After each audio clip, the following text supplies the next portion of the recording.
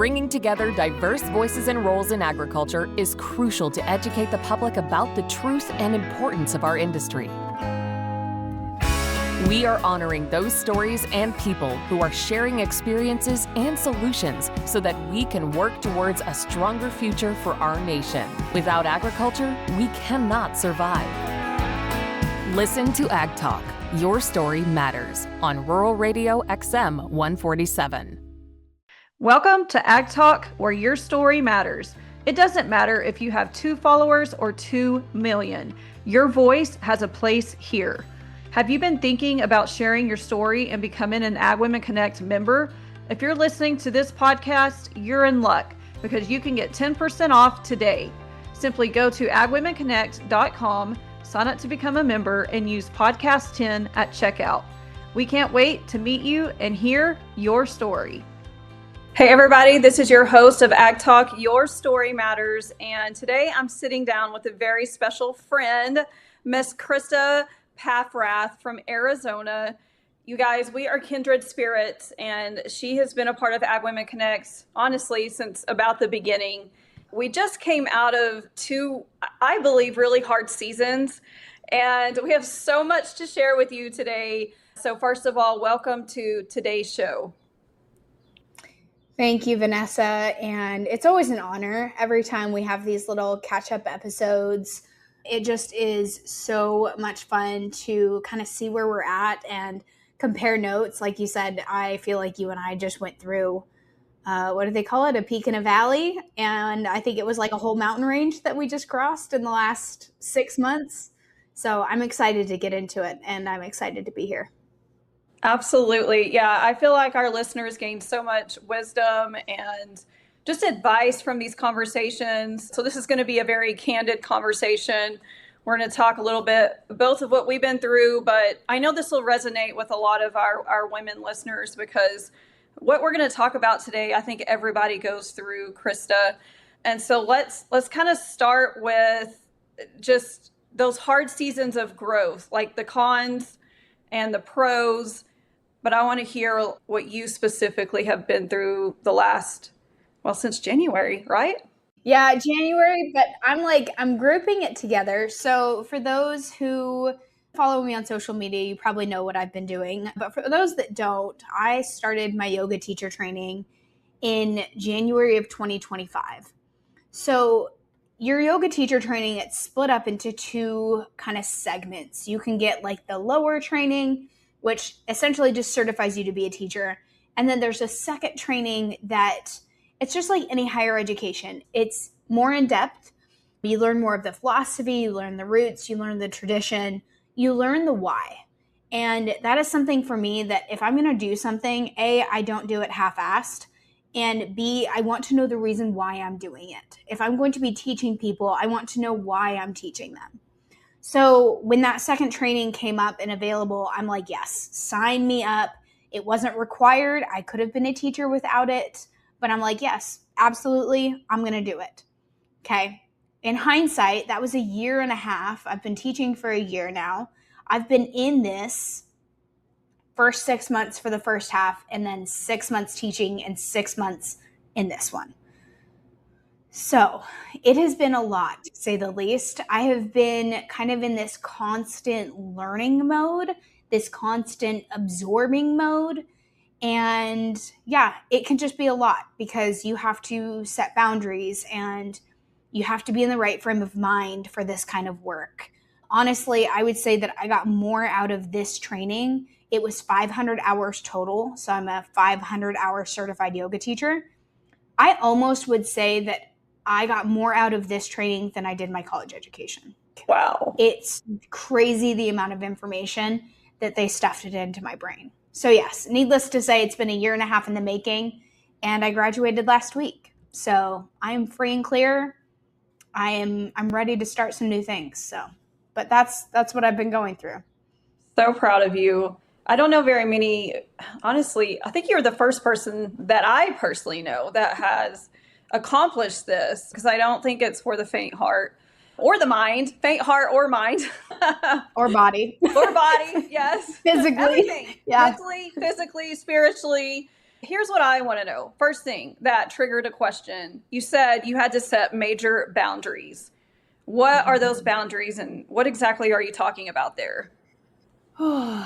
So I knew going into this training that, again, like if I was going to do it, I really wanted to put my full self into it. I didn't want to be balancing my time between a bunch of other things. And for me, boundaries looked like not spreading myself too thin. Mm-hmm. So where like I would normally say yes to things, whether it be events, meetings, taking on extra tasks, going to family outings, like I said no to a lot more. And I think in the long run, it just helped me, A, be a little stronger in my boundaries because I was never very good at that. But B, it really allowed me to focus on what I was doing. Again, it was not for the faint of heart. I mean, there were practicums every week in both the first test or the first certification and this second one. I was still creating classes for myself every Friday that I teach on top of my full-time job. So I had to really learn where to cut things. And sometimes that meant saying no. And people didn't always like it, but it was what I had to do. Yeah, saying no is, and I'm speaking on behalf of most women, is so hard. But, I really feel like on the face side of that, Krysta, that kind of leads into God did not call us to be like a people pleaser. And I think that we find ourselves in situations a lot where we say yes because we don't want to let the other person down.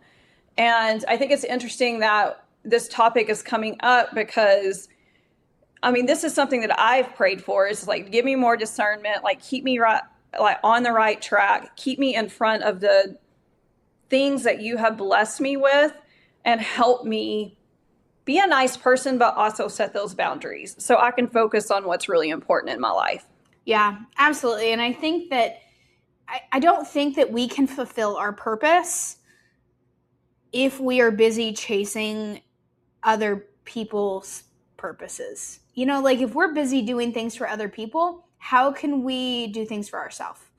How can we put ourselves first? How can we put, our faith first? How can we put our businesses? And like that sounds selfish, right? And as women, I don't think we're programmed to be selfish. But sometimes with those boundaries, we kind of have to be, because eventually if you spread yourself, if you say yes to everything around you, there's not going to be anything of you left. The old saying is true, is you can't pour from an empty cup. And if your cup is empty, you ain't got nothing left.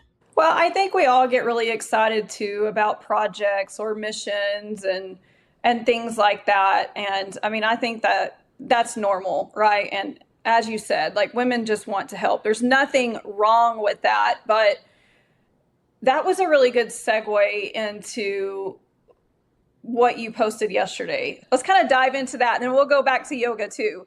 And by the way, some of y'all are probably listening and being like, well, what does yoga have to do with agriculture? Well, we're going to talk about that too. So just indulge with us for a second and we're going to wrap back around to all that. So my post yesterday, and for those of you, once we talk about it, you'll know, and it'll be easy to find. But I talked about, my specific post was that if you're chasing a golden ticket, we probably shouldn't work together. Like that was the whole caption. And, it's just so true. And I see people around me now, I can see it a mile away happening, is that people get their sights focused on something that is too good to be true. And I'm not talking about like miracles or God's work or, the genuinely good things that happen to us that we don't plan for. Keyword there, plan for. We don't plan those things to happen. Golden ticket opportunities are things that we see and they're beautiful and shiny. And we think in our heads, we're like, man, if I do this one thing, or I meet this one person, or I get this one job, or fill in the blank, my life will be blank better. It will be exponentially better. I will have more status. I will have more money. I will, etc. Okay, so many things wrong with that. And like just saying that gave me my own ick. I just icked myself. You can't put the focus outside of yourself. So when you are following your purpose and you're on your path or you're on God's path, when you look out things that are outside of that path, you stray. And that's exactly what those golden ticket opportunities are. They are just distractions. They are shiny, pretty little objects to distract you from your path, from your purpose. And I will tell you, Venessa, I was the queen. I was the queen of golden tickets. And my husband laughs. We laugh about this all the time because I was that person. I would take the client that didn't align with me because I'm like, this client can get me somewhere. I'm going to have more status. I'm going to have more connections. My network's going to grow by taking on this client. Okay, guess what? And all my current clients, if you're listening right now, this is not you, not you. I love all of my clients dearly, and I only work with people that I'm aligned with now. But it didn't work out. It wasn't somebody that, I would have been friends with in real life. And we've talked about this before. You're my client, but you are also, first and foremost, one of my best friends. And that's the basis of our working relationship, is that we have that respect for each other. And, the golden ticket thing, right? It's things that aren't aligned. It's things that are a means to an end. And in the end, they might look great on paper, but they're not going to be great for you long term. And we live and we learn through that. And hopefully we learn sooner than later and we don't repeat that. My gosh, they look different every time though. Okay. So yeah, one golden ticket can look like one thing, but you're going to have another one come in 6 months later that looks like something else. And you're going to be like, man, that looks really good.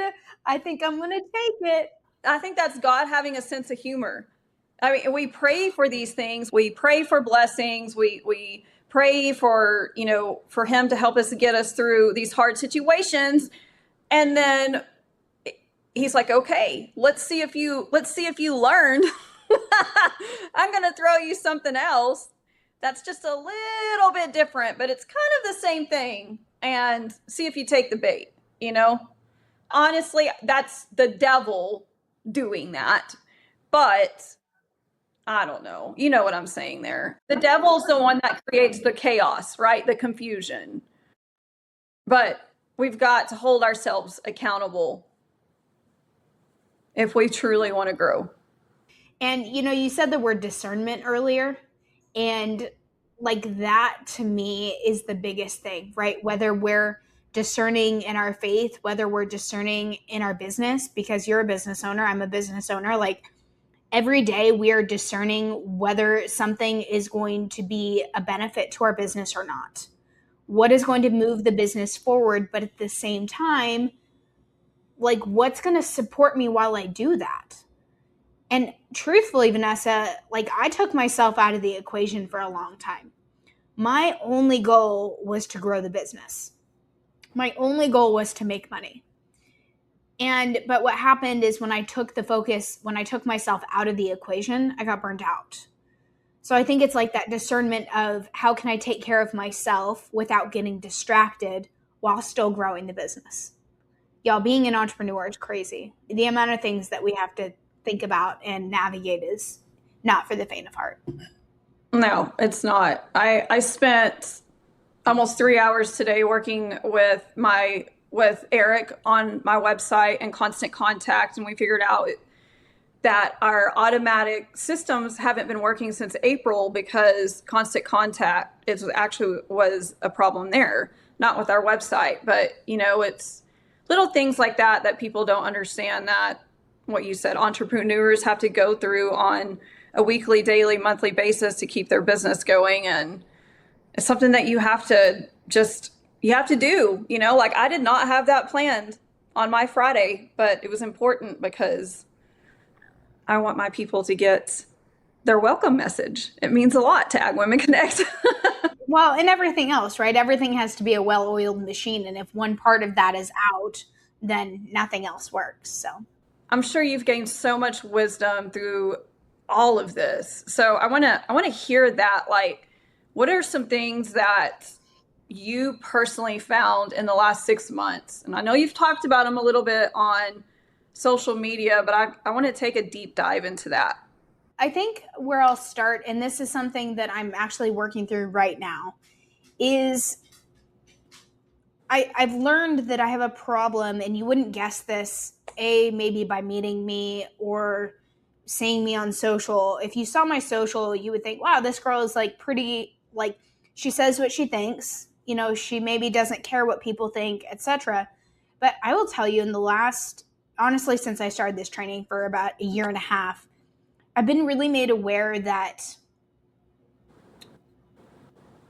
I think this is the first time I've said this out loud to anybody. I was made aware that I've been so busy working for other people and creating content for other people and telling other people's stories that my own story got lost in the mix. And I didn't know how to voice that. And I think it came out in bits and pieces. And I would get a burst of inspiration, or you would get a thread of truth, my truth. And it wasn't false, or it wasn't, you know, a mask or anything like that. It was true, but you didn't get the full story. You didn't get like those vulnerable bits that we hide. And in the last 6 months, I've had people come up to me, be like, Krysta, that was so brave what you posted. Like, Krysta, sharing your thoughts online is like, that is so courageous. Like, I could not do what you do. And so I think the biggest thing for me was that I realized that, like, it doesn't matter, and we say this all the time, it doesn't matter how many followers you have. I think it matters how we connect with people and how you share your story, and making sure that it isn't just the highlights, or it isn't just the things that are going to get the clicks and the comments. What is your truth? You know, what is your actual purpose? What is your story? How did you get to where you are? And telling that in a way that people can connect to. Well, this just opened up a can of worms, but hang on, folks. We'll be right back because we have a lot more to talk about here with Krysta today. We'll be right back after this commercial. Okay, friends, Krysta just ripped the Band-Aid off. And I am so glad that you shared that with me, because I feel like I really resonate with you on that too. You know, Venessa, it's crazy. And maybe this kind of ties into maybe one of our next topics, but one of the things that I was most scared about starting this yoga teacher training, right? And I'm sure, I don't know what the yoga culture is like in Texas, but like, I had never practiced at a studio before teaching at the studio that I'm at now. And I'm sure, like a lot of people, my idea of a yoga teacher, or even a regular yoga goer, a student, a studio, was not, it was very stereotypical. Like, I thought it was going to be full of vegans. I thought it was going to be like just a bunch of hippies. It was very stereotypical. Like, I had no idea. And I always tell people I probably wouldn't have become a teacher if it wasn't for the studio that I was at. So this is not the same everywhere, but the culture that this studio has built is come as you are. Mm-hmm. Show up exactly as you are. We have teachers that are Mormon. We have teachers that are Christian. We have, our studio owner is Jewish. It's not something that can be put into a box at this studio. And I say all of this because I think what's important is going into it, I'm like, how in the heck am I going to, with a background in agriculture, I still have the Rural Podcast Network, how am I going to explain to people that your girl's becoming a yoga teacher? Like, people are going to think that I'm going to be a vegan and that I'm going to all of a sudden change my tune. And the Rural Podcast Network is, that some crazy things went into my head on what people were going to think of me once I announced that I was going to become a yoga teacher. I really struggled with it. But what I learned, and what we say all the time in agriculture, is that food connects people. Like, yoga teachers still have to eat. And whether they're vegan and eating their vegetables, a farmer still grew those things. And I think what's really cool is now I sell my backyard eggs to teachers at the studio who've never had fresh eggs. They've never had fresh eggs from a chicken. So I think in a really fun way, I've been able to bridge this gap, and it's a work in progress. It's always a work in progress, but between the work that I do in agriculture and the work that I'm doing at the yoga studio. Now, it might be small, but I'm not going to discount it. So I have no doubt that you're bridging that gap. And honestly, when I think about yoga, I think about nature, Krysta. I really do. And I know people in Ag Women Connect. In fact, Angie that runs the EZR Equine Therapy, she's a yoga teacher, right? Like that is her release. She gets horses in and her days are pretty chaotic, depending on who they get in, and can be long and hard. And I think it gels really well with what she does. So that's something that, she seeks solace and peace in. And I'm thinking about some other business owners here in our network that make it a priority to take care of their bodies. And, whether it's yoga or, they go into a studio and work out every day, I think it's essential for, women to make time for that. And the older that I get mad at myself if I don't make time for my physically, to release. Like last night, I ran for 30 seconds. I was so proud of myself. It was probably closer to 2 minutes, but the rain was coming in and I was like, oh, I have been sitting all day long trying to catch up so I can have peace of mind this weekend, and I've got to go get some steps in. So I think it gels really well with women in ag, honestly. I mean, I had no hesitations about you doing this.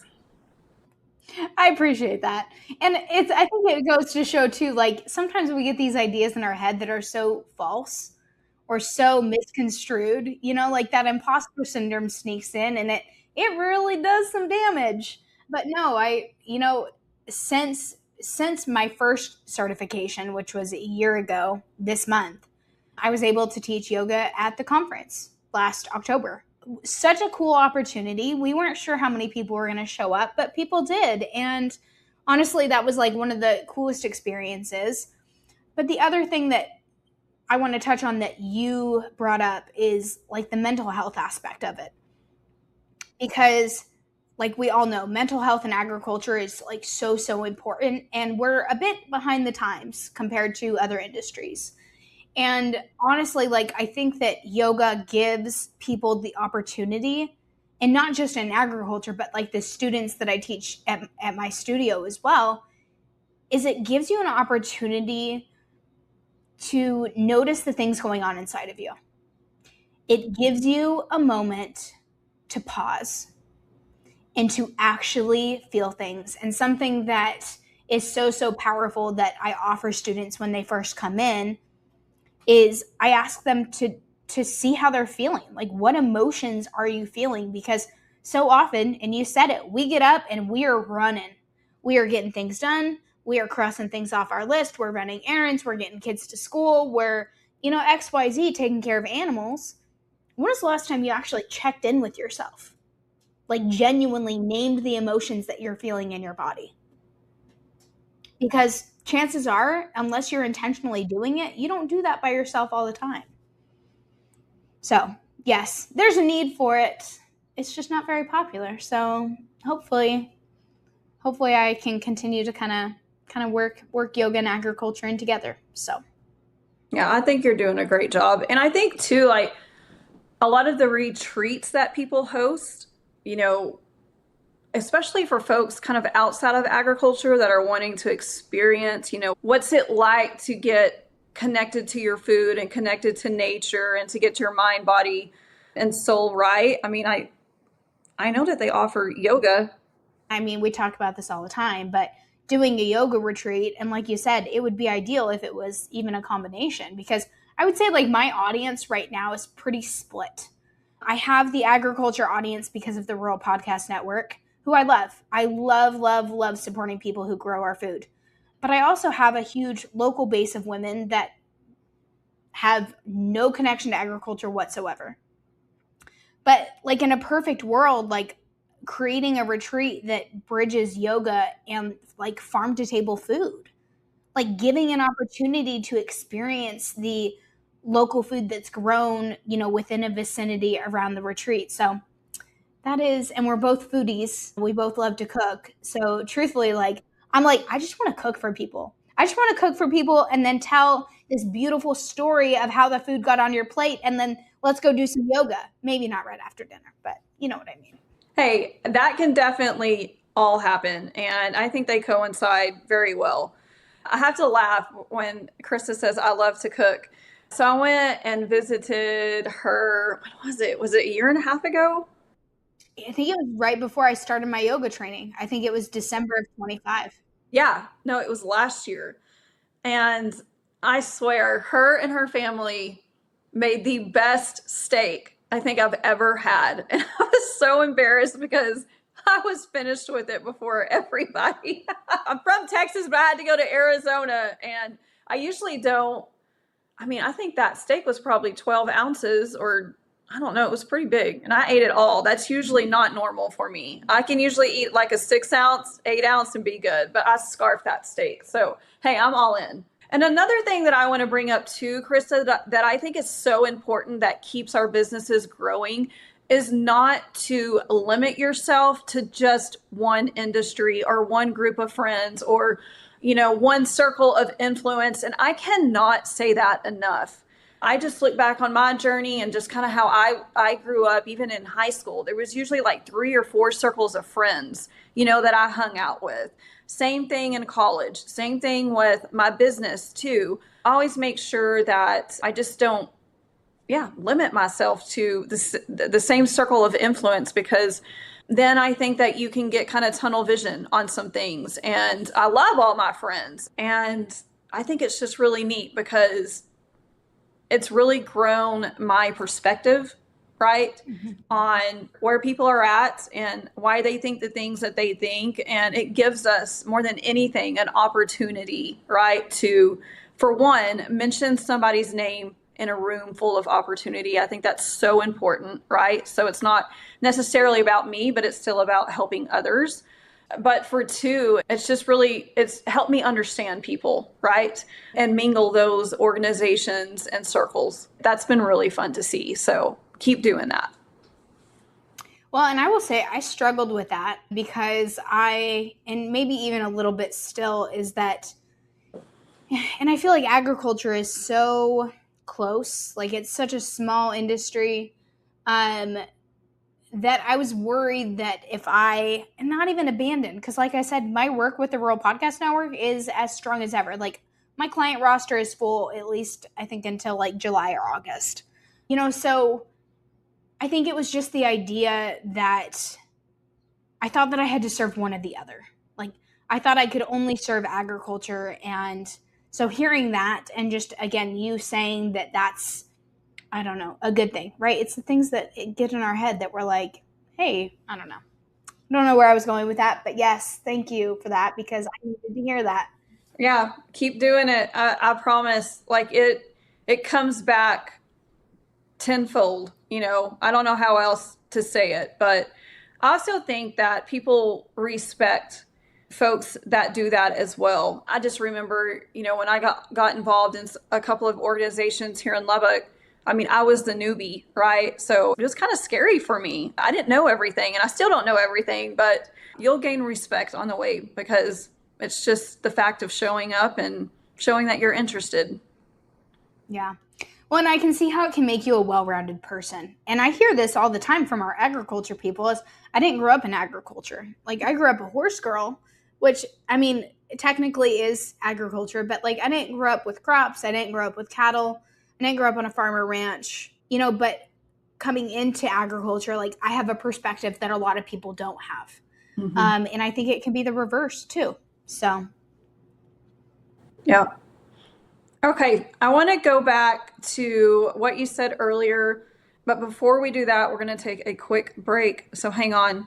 We'll be right back because Krysta, I want to hear your voice a little bit more about I feel like women in particular, okay, that we do things for people or we create businesses around the things that we want to see returned to us. So, you know where I'm going with on that. So, we're going to talk about that when we get back. All right, friends, we are back from the break. So, Krysta, you found something kind of deep inside of you through this journey, and you felt like your voice wasn't being heard. And gosh, you got me there, because that's one of the reasons why I started Ag Women Connect, is because I wanted people to feel like they were heard. But I also think that stems too from my story as well. I didn't feel heard. And so I think that's why we really honestly just connect so well, is because we created businesses for a reason, right? It's because of something that we personally went through. And that's something that I've really struggled with too, because I'm always interviewing folks, right? And creating content for others. And you and I have had this conversation, and I'm like, I want to kind of merge the two. Like, I want to be a little bit more vocal, because all of the information that we hear, right, and that we're trying to sift through, like, we have our own thoughts and opinions as well. So tell me what you think about that. I think, that it's easy, and I know there's a lot of women listening that are probably working in jobs where you are inundated with information that is not your own. And this goes back, I mean, we've had conversations on this too, is that I 1000% believe that we were not meant to show up to a 9-to-5 job and sit at a desk and do paperwork and like just numb ourselves to what is going on around us and come home and cook dinner and go to bed and do it all over again. I genuinely believe that that's not what we were built to do. And that's not to say that I think everybody needs to go out and start a business. But what I'm saying is that I think that you need to find something that lights you up, because I think so many people, not even just women, I think men too, are living in this kind of tunnel where it's just repetitive. It's the same thing day in and day out. And I think it's even harder for our farmers and ranchers who do it without help and are doing it because they don't have a choice. Animals have to get fed. They have to be taken care of. But I think that there's ways that you can change what you're doing or expand what you're doing, like you said, to come back to yourself, to come back to that purpose, to come back to your own voice. And I will tell you, again, going into yoga teacher training, so much changed in that year and a half. I went into it not knowing if I was even going to use it to teach. Again, I'm one of those people where I want to know the why. I want to know how things work. When I started my training in January of 2025, I took that first training because I'm like, you know what? I love this. I love the studio. I love the teachers. I want to know what this is all about. Like, is this more than just my weekly practice going to these classes? And I took it, and I got to the end, and I still wasn't sure if I wanted to teach. And it was so funny. My studio owner, I came to her about a month after we graduated, and I had told her, I'm like, you know what? I really thought about it, and I feel like it'd be a waste. I've gone through this whole training. It would be a waste of my education if I didn't teach. And she's like, great. I already made a key for you because I already knew that you were going to say yes. And I'm like, okay, cool. 6 months goes by. I teach. I love it. One thing that I've really come to love about teaching in-person classes is that you can feel the energy in the room. And when you are guiding people through a series of postures and you're doing really hard things, now I teach heated yoga, hot yoga. So generally my rooms are 95 degrees or more and about 50% humidity.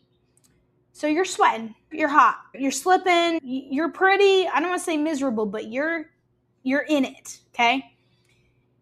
And it's a privilege to be able to guide people through this hard thing and remind them that they are stronger than they think they are more capable than they think they are. Because you're in the middle of that class, it's 75 minutes, you get halfway through and you realize you're not even done. You got a whole half of a class left. So it truly is a privilege to be able to guide people through that.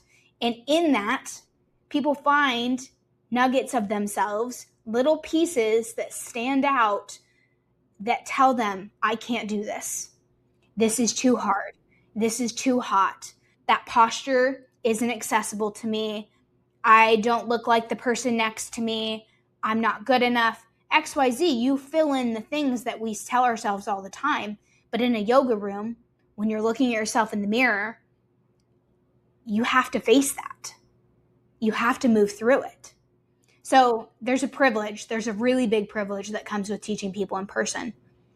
But what I also realized in that is that I want to do that in my job. I want to do that in my own work. And so it's been happening for a while, but I knew there was going to be this shift where I wanted to help women come back to themselves. I wanted to help women find that purpose. I wanted women to realize that there was more to them than a 9-to-5 job. There was more to them than being a business owner or a mom or a sister or a wife. And I can do that through yoga. And it doesn't have to be in person for you to be able to realize that. So with all of that, that's kind of where my business has shifted. And like I said, I've said this from the beginning, I love my podcast network. I love serving my agriculture clients, and I'll never stop telling stories. But now there's a part of me that helps women write their own stories. And they do it by tuning into their body, by tuning into their energy, by listening to their faith and themselves, and realizing there's more to them than just what's on the surface. That is so good and so beautiful. I love it. Well, you're already doing that. You've been doing that, but now, not to be cliche, but I'm like, gosh, this is incredible. Like, the sky's the limit. You can really help women here on such a deeper level. And that's who you are. That's who you've always been. And I think that's the crazy thing, right, Venessa? And you said this when you came to visit me, is that, when you came out here, I just remember, like, you just needed some clarity. Like, you needed a break. We were working through some things in your business. And I remember you going home and you're like, oh my gosh, like, between the good food, getting outside, because I think we went on like a little hike. You were only here for a couple of days, but we fit so much in and worked through so many different things. And I think that even that time together, I'm like, oh, like, I can make a real difference. Like, this is cool. Like, I love telling stories, but like, this is cool.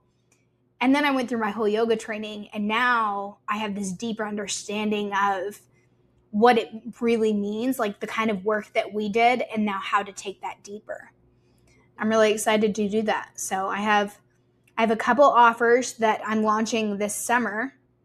I have an 8-week one-on-one mentorship, and I will say that there is going to be yoga weaved into that. So you'll get a couple virtual yoga sessions recorded. And what I love about these yoga sessions is that they are geared to you.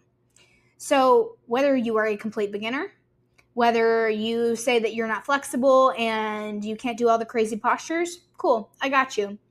Another thing that I take into account is your energy. So like really tuning into your body. And oftentimes, we've talked about our voice a lot today. Are you feeling energy blocked in your throat? Are you feeling heavy in your chest? Are you feeling this weird gut feeling that won't go away? Guess what? I can create a yoga flow that moves all of that energy around. So there's lots of fun things that I can do for that are specifically geared to meet you where you are. The other thing is that I'm really leaning into journaling. And I know we've talked a little bit about journaling, but again, I'm all about ways where you have to confront yourself. And you can't really run from it in journaling, because you start putting things down and you end up putting things down that you're like, oh, that just came out. Oh, I didn't necessarily think about that, but somehow it ended up on paper. And I think it's really powerful when we get outside of our head and we put our thoughts down on paper. So those are the two main modalities, I would say, that we work through to help you find clarity and to lead you back to a life that you can honestly love, and that isn't just going through the motions, whether it's a 9-to-5 job or a business, or you're just feeling stuck. It's going to be it's going to be right for you no matter what. And then the second one that I'm so excited about, I only have a few of these open. And Venessa, honestly, you were like the very first one. These are going to be one-on-one retreats. You tell me what you want to do, what dates you want to come here for a weekend or even a midweek, because I have that availability to do so. I'm going to take you. We can stay right here in Phoenix. We can go to Sedona. We can go to Flagstaff. We can go any of these surrounding beautiful towns that we have here in Arizona. We're going to do some yoga. We're going to do some business work. We're going to do some journaling. So you get the whole experience of that 8-week mentorship packed into a whole weekend. I'm going to cook for you. So it's kind of what we talked about. Local ingredients, local food. So I'm stoked for that. So both of those are live. Like I said, I have summer dates open for both. The mentorship is ongoing, and I'm going to keep it open until the end of July. So all the information is on my website, KrystaPaffrath.com. And again, I know this isn't for everybody, and you might have questions and you might be curious. And really that's all I ask is go into it with a curiosity. You're never going to know if you're good at yoga unless you try.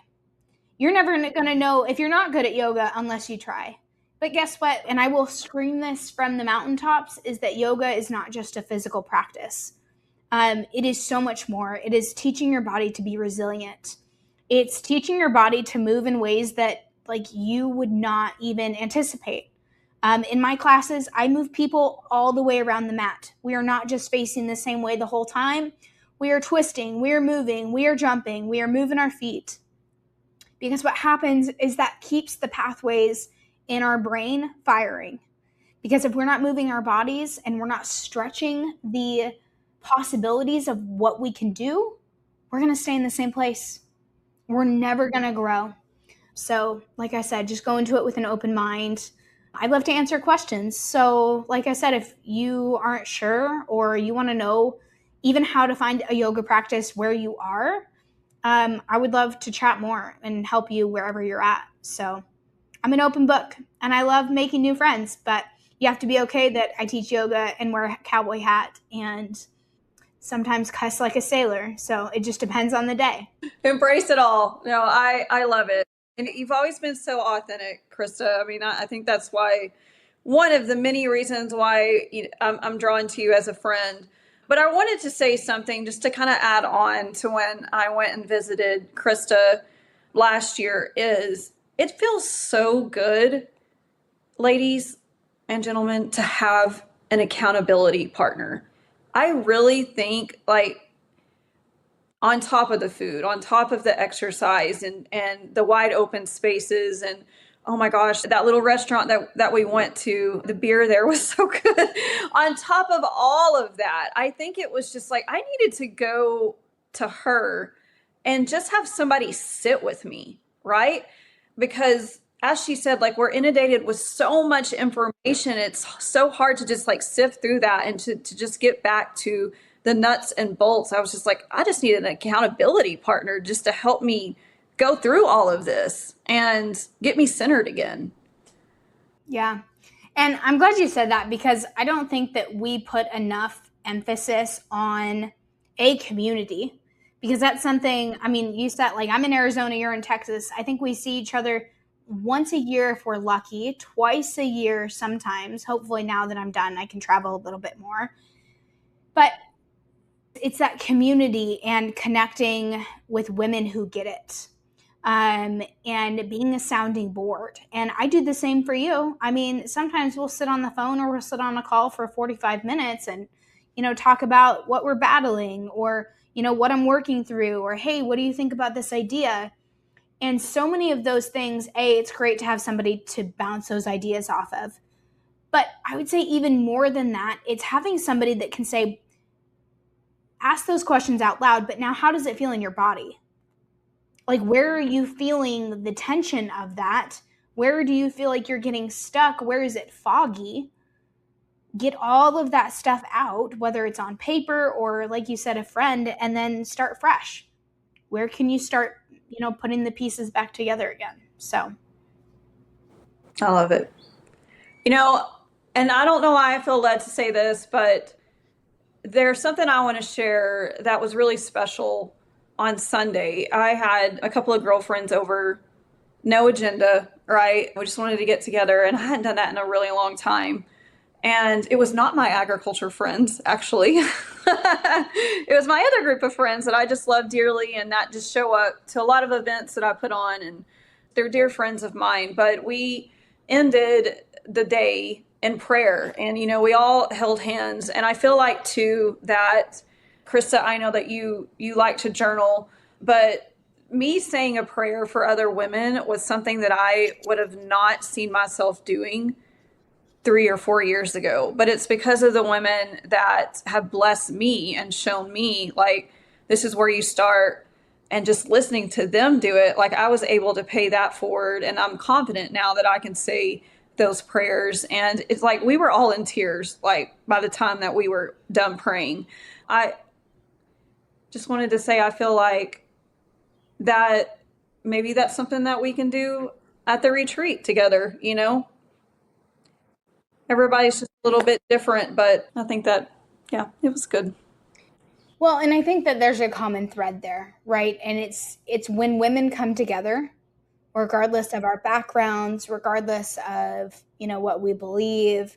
I think that when women come together, there isn't anything that A, we can't do, or B, speak into existence. And I think that whether we're speaking in prayer, whether we're journaling on paper, or whether we're moving in our body that feels like honoring our body, like, the truth is going to come out. Like, whether we feel it, say it, hear it, like, and people are going to feel that. So, I mean, so important. And whether you find community with Ag Women Connect or you find community with me, find people that you can trust and that you can have that sounding board with and that you can find community with, because as women, that is our superpower. Mm-hmm. And where 2 or more people are gathered, the Lord is there. And how powerful is that? This was a really good episode. The time went by. I was like, man, how are we going to fill all this time? And yet here we are going over. So I'm excited. Yeah, I will get it on my calendar to come out either in September or October. It'll be great. I'm excited. I can't wait. Me too. Well, thank you so much for being on AgTalk, Your Story Matters. And yeah, be sure to check out what Krysta is doing, not only in the yoga world, but also with her rural podcast network. She takes care of us here on AgTalk, Your Story Matters. I could not have done it without her. And that's just proof too that, God puts people in your life for a reason. For one, he knew that I needed a very solid friend that I could be 100% myself around. But 2, he knew that I was going to struggle with editing my podcast. He knew that was not my strength. Yep. It was one phone call. I called you to learn more about Ag Women Connect, and you're like, hey, I have a podcast. And I'm like, hey, I edit podcasts. And that was it. That was how our friendship started. Yep. So, for sure. Well, we will have you back on. I want to hear how the sessions that you're launching are going, and we'll have to catch up again before the year is over. So thank you again for spending your time with me this Friday. Yeah, absolutely. Thank you, Venessa. Thank you for tuning into this episode of AgTalk. Your story matters. Make sure to tune in every Tuesday for new episodes and learn more about us and our mission at agwomenconnect.com. You can find us on all major social media platforms, and we can't wait to share your ag story.